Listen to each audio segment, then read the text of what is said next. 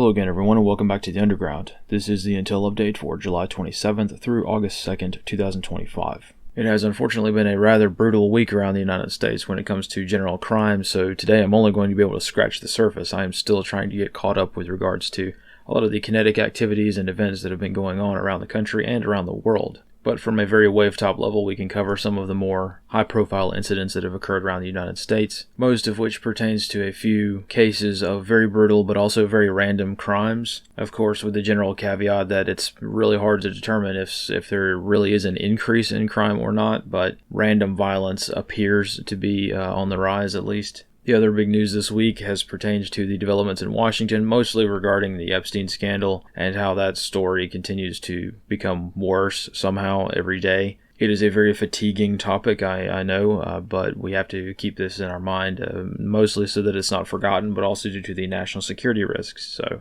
moving over to Europe, the big concerns this week have been largely the fallout from the Online Safety Act and the spread of privacy reduction efforts throughout the continent, really, at this point. And fortunately, some good news for once in Southeast Asia. The war between Cambodia and Thailand is mostly over. The issue is most certainly not settled. Both Cambodia and Thailand still hate each other fairly effectively, but the airstrikes and the shelling of each other has largely subsided for now. We'll have to see if it holds. Probably won't hold, but maybe we can get a few more months of peace before things flare back up again. So that's the general overview for this week. Let's talk strategic movement, and there has been quite significant strategic movement over the past few days. We've got multiple carrier strike groups that are underway right now. Most of them are either conducting training or swapping out. So the Abraham Lincoln carrier strike group and the Teddy Roosevelt are out in the Pacific right now. The Gerald Ford is in the Med, or at least was seen off the coast of Italy a few days ago. The Nimitz remains in the Indian Ocean, and the Washington carrier strike group was noted off the coast of Indonesia a few days ago. I also briefly wanted to mention, because I think it does qualify as a strategic movement sort of thing, the comments that President Trump made last night in which he stated that he has ordered the deployment of 2 quote-unquote nuclear submarines to an ambiguous location. I'm assuming probably the Norwegian Sea or the Arctic. This is mostly a posturing move in response to both Russia's recent statements, or statements by Dmitry Medvedev that have been a little bit inflammatory, more inflammatory than usual, and also the general sentiment of the United States trying to pressure Russia into a peace deal with Ukraine. So this is one of those Cold War things. It's not really concerning in the slightest, to be honest. I don't know what he means when he says nuclear submarines. All American submarines are nuclear, so I don't know if he means nuclear capable, like a SSBN, a boomer submarine, or if he's talking about a nuclear powered submarine like an attack sub. I don't know. It doesn't really matter. It's just kind of one of those things that the mainstream media has picked up, and people are kind of freaking out about it. This is not concerning in the slightest. Really, this is kind of a normal thing. I would be very shocked to learn that we don't have submarines off of Russia's coast at all times, especially the mouth of the White Sea. That's pretty much a standard deployment area and has been so since, I don't know, the 80s. But, anytime the president says the word nuclear and talks about nuclear submarines, this kind of gets a little bit more inflammatory than normal. And people kind of get all spun up over stuff like this. So, I don't know. Russia will probably do something in retaliation. What they like to do during the summertime especially is they'll send an Akula down. They'll send one of their attack subs and just kind of, hang out off the east coast of the United States. They like to do this around American holidays especially, just to kind of, one, to let us know that they're watching, but also to ruin our holiday plans, to, recall people to base to, go out and monitor some kind of submarine or mostly aircraft. They tend to do that quite a lot. They'll do a long-range aviation mission, and they'll fly some of their bombers, usually off our west coast. It doesn't normally get much press. The United States will talk about an interception and things like that. So that's my personal guess as to what they're going to probably do. They may wait till the next holiday. They may do it now. Who knows? It's just one of those Cold War things. It's not really concerning. When nations stop doing these kinds of things is probably more concerning. Either way, it doesn't really matter. I just thought I'd mention it because this is probably going to be in the news cycle for the next few days. So moving on to just a quick map update, I'm still trying to get caught up with all of the mapping projects that I have, the kinetic activity tracker, the common intelligence picture, all of these different layers and map products that I make. I've still got a lot of data to input on the map, but what I'm working on now is kind of a work in progress. Is I'm going through, because I found a few good sources, I'm going through and mapping all of the sites in the United Kingdom, which have been helping out with regards to human trafficking and helping migrants get a more solidified foothold in the United Kingdom. I was working on our own American border crisis stuff, but I've started to add this to the map as well, simply because of the Online Safety Act, and now that the Great British Firewall is in effect and the British people are now having a hard time accessing information, I wanted to get this at least in my own data sets. So this is really just what I've been able to do so far. This is just a snapshot of some of the sites that are hosting illegal immigration into the United Kingdom. Or I guess it shouldn't be really called illegal immigration in the United Kingdom because they've made it legal. So I guess we'll just call it what it is on the map, which is human trafficking. So this data set will incorporate all of the sites in the United Kingdom that are kind of doing the same thing as what's going on here in the United States, but more deliberately in the UK because they have really industrialized it a little bit more than we have in many areas. So please bear with me as I build out this data set. This is just a sample. This is just the Manchester-Liverpool area, and I'm just getting started. So it's going to take me a few more days to kind of finish this out. So stay tuned for updates on that. And of course, all of these data layers, maps, online maps, KMZs, all that stuff, you can find that in the description box below. So moving through the United States, speaking of immigration issues, an incident occurred in Maine this week, which didn't really get much press, which is the arrest of a man by ICE for immigration violations. He was a visa overstay from Jamaica, but once they did a little bit more investigation, they found out this guy is actually a police officer. The town of Old Orchard Beach decided to hire this individual as a police officer, even though he was a visa overstay from Jamaica. So it's kind of interesting because it's Maine, and a lot of people seem to be quite shocked when they learn that illegal aliens can in fact be police officers. In many states, they've made that legal over the past year. Kind of interesting. It'll be even more interesting to find out what the feds are going to do about this, because it's not like they're able to hide which police officers they have on their force, So ICE can very easily find out which police officers are illegal aliens, and I don't know if they have any interest in going after some of these police departments or whatnot, but I guess it'll be interesting to see.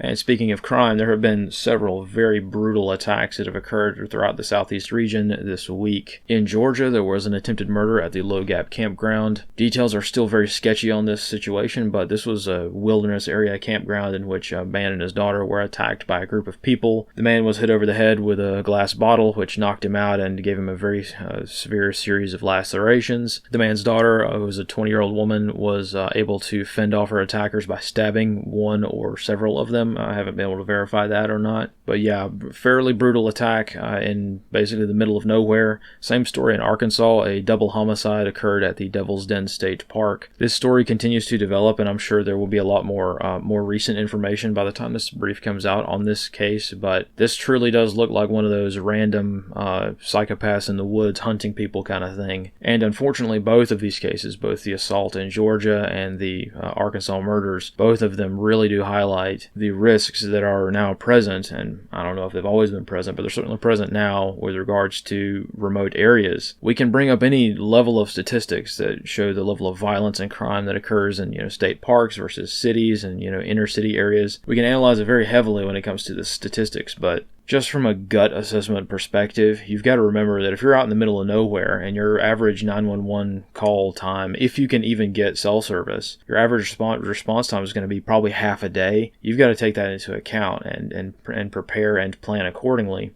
Getting severe lacerations to an artery is a lot different in a city where 911 or authorities may even be witnessing the attack. It's a lot different when you've got that happen in a very populated area versus in the middle of nowhere, right? That's why, and I don't know if the statistics back this up, but it seems like when you have crimes that occur in the middle of nowhere, state parks, wilderness areas, things like that, these are crimes that tend to take place over a long period of time. It's not just a one and done, somebody sucker punches somebody and then runs away. No, these crimes take a very long period of time to come to completion, such as the case in Arkansas, which that appears to be a very long event, unfortunately. So that's something to keep in mind from a risk management perspective. Most people, either directly or indirectly, subconsciously, understand the concept of the idea that when seconds count, help is hours away. Like, that's just kind of the American attitude at this point, I think. Maybe not for everybody, but for a lot of people. But these types of very gruesome crimes still keep happening, and it's something to definitely be aware of.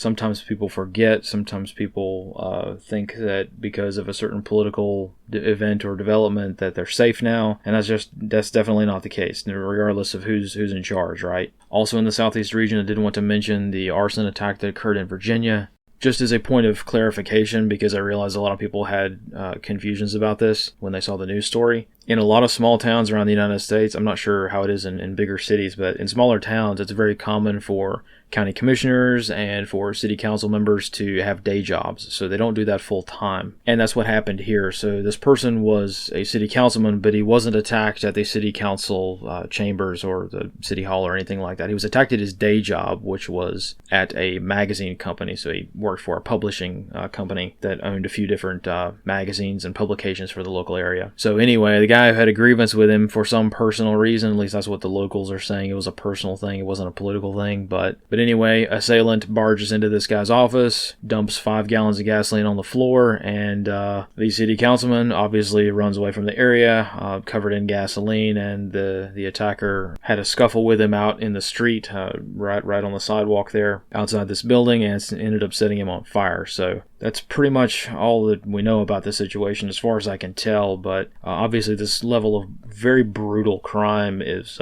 something that you don't see too often in a small town like this. So indications and warnings, I guess, of general sentiment throughout the United States, maybe, or at least in some areas, which definitely seems to be a trend. Now, moving over to the West Coast, another unfortunate trend is the deliberate and kinetic targeting and persecution of Christians in Seattle. So this has rapidly become a problem that has now escalated to murder. Now, I'll state right up front that the backstory for this situation in Seattle, it would take hours to explain, but the short version of the story is that pretty much anything to do with Christianity is very much demonized in Seattle. Seattle is very anti-Christian, from the city officials to the police. It's very much an anti-Christian place, right? And there are enclaves around the city where it's just a dystopia. There's no other way to describe it. Ever since Antifa was able to gain a foothold throughout the city during the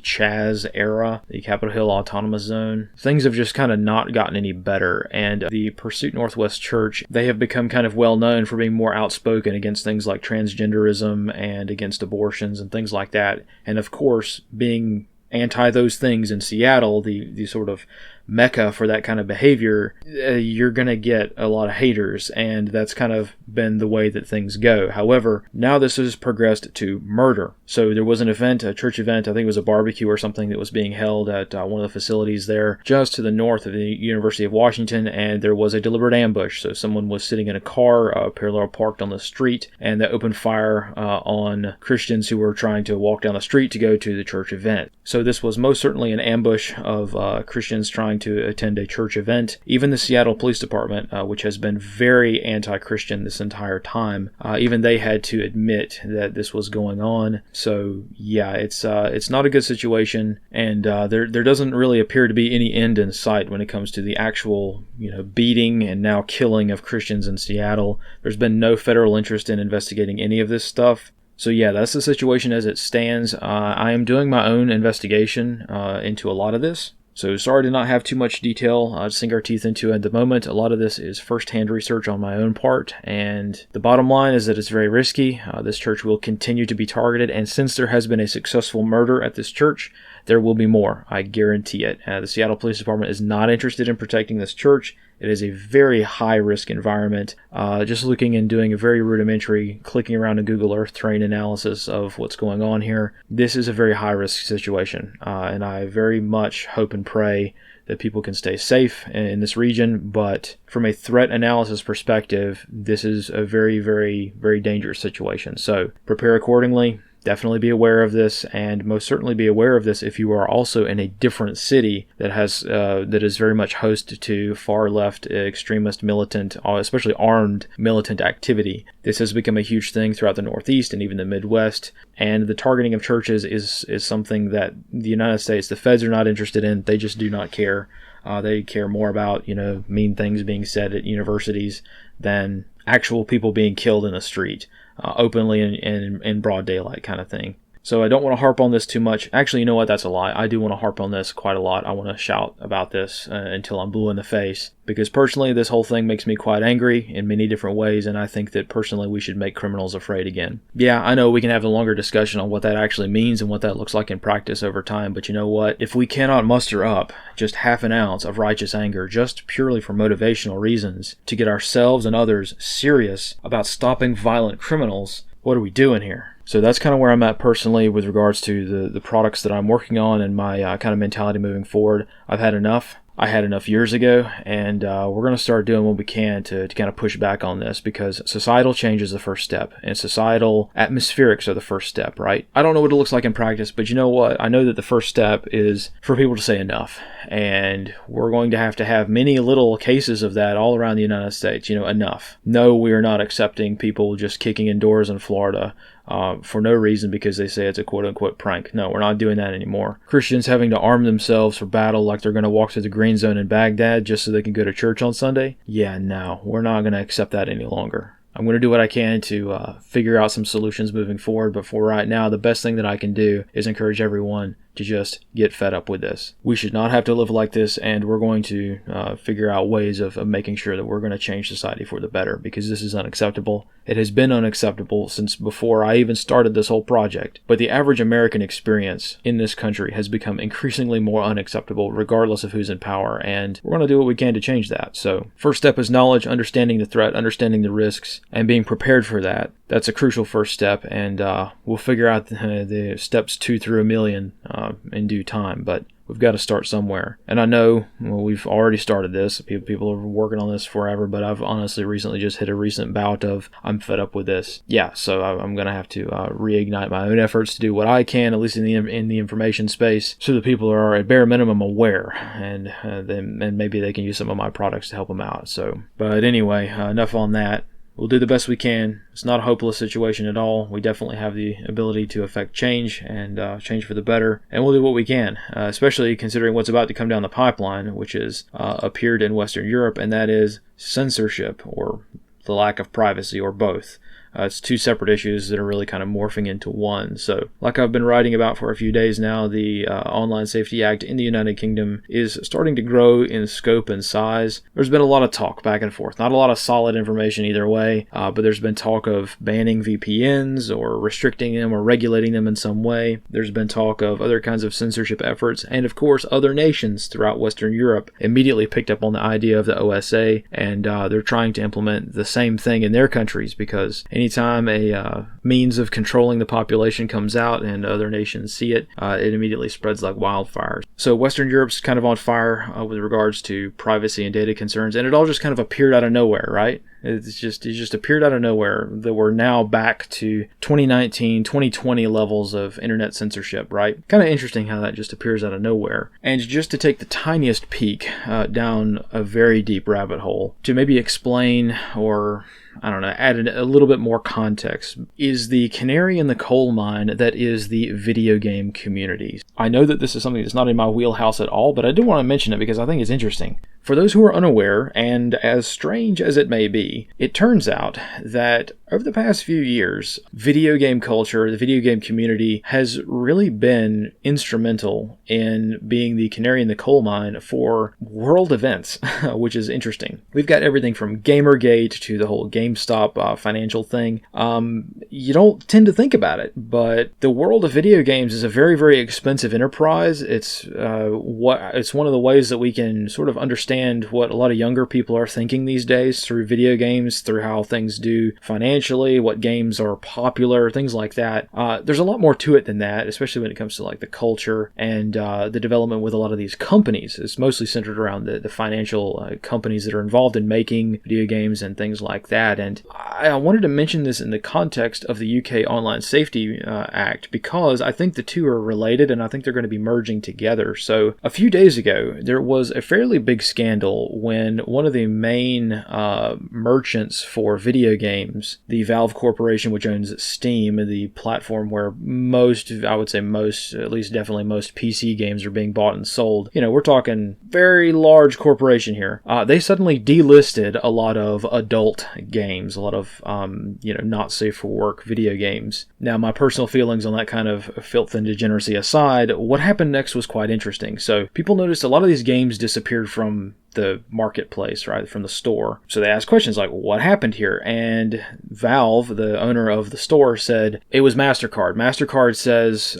even though these games are perfectly legal to own, they're not like illegal content. MasterCard says, we don't like that for our advertisers, so you must delist all these games from your store. So this little spat got absolutely zero traction when it came out, because honestly, we're talking about a very small population that's affected by this sort of thing. And because we're talking about largely degenerate kinds of content, nobody really cared, right? Nobody normal cared, at least. But interestingly enough, in the context of the Online Safety Act, we have been given a very clear lens through which to view the master plan that's going forward. So I would be willing to bet that the Online Safety Act, because that act is trying to market and bill itself as being let's protect the children from adult content online sort of thing, but it was immediately used to crack down on political dissent, because that's the flavor that they're trying to go for with this. My bet is that there's now going to be a financial aspect to this as well, as pointed out by many articles that were written a couple of days ago, which talk about Visa and MasterCard being the enforcement arms for the Online Safety Act. More or less, in effect, not officially, but you see how this is now a financial thing. So this is why this is kind of interesting, because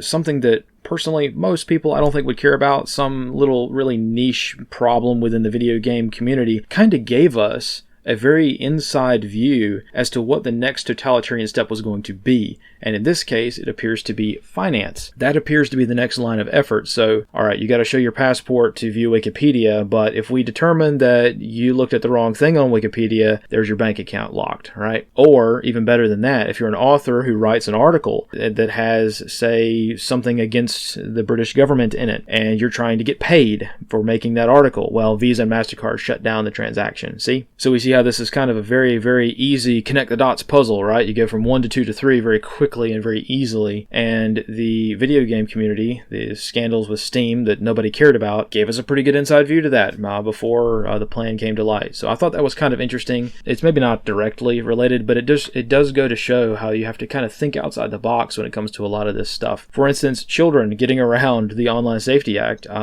they figured out that there's like 5 or 6 video games that will allow you to manipulate the character in such a way, like in the settings menus or in some kind of photo mode or whatever, to where you can very easily bypass all of the face checks and ID scans and things like that. So that's pretty interesting. I think that ignoring what's going on in the video game realm is probably not a wise idea when it comes to censorship, because they've proven time and time again that, things that happen in this realm, even though most people might not want to care about it, things that happen in this realm are very interesting for providing indications and warnings for things like government totalitarianism. So anyway, I thought that was kind of interesting and a good way to kind of wrap things up, because it seems like we're returning to form in many ways with regards to very brutal crimes picking up seemingly out of nowhere, censorship efforts coming out of nowhere, and very much a 2-tiered policing system being implemented here in the United States as well. So most certainly something to keep us on our toes for the next few years. And with that, that's pretty much all I have for today. So let's roll through the intercepted GhostNet reports for this week, and hopefully,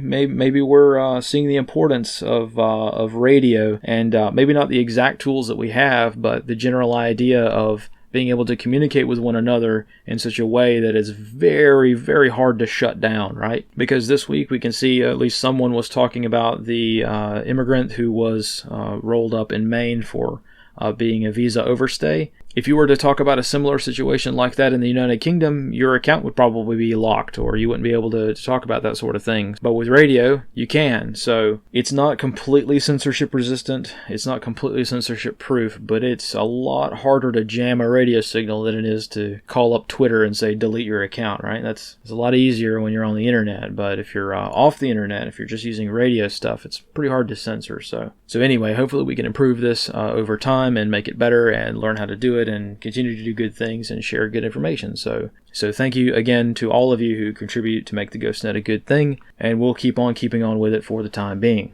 So that's all I have for today. Thank you again for watching. Here are the sources as usual. And thanks for bearing with me as we talk through some of these more nuanced and kind of hard to describe issues sometimes. So the world's changing, sometimes for the better, sometimes for not so good. But either way, change is the constant, right? And I think it's going to be up to us to make sure that that change is constantly in a good direction. So we're definitely going to try to do that as best we can. So thank you again for watching. Thank you for all of your support, and we will see you next time.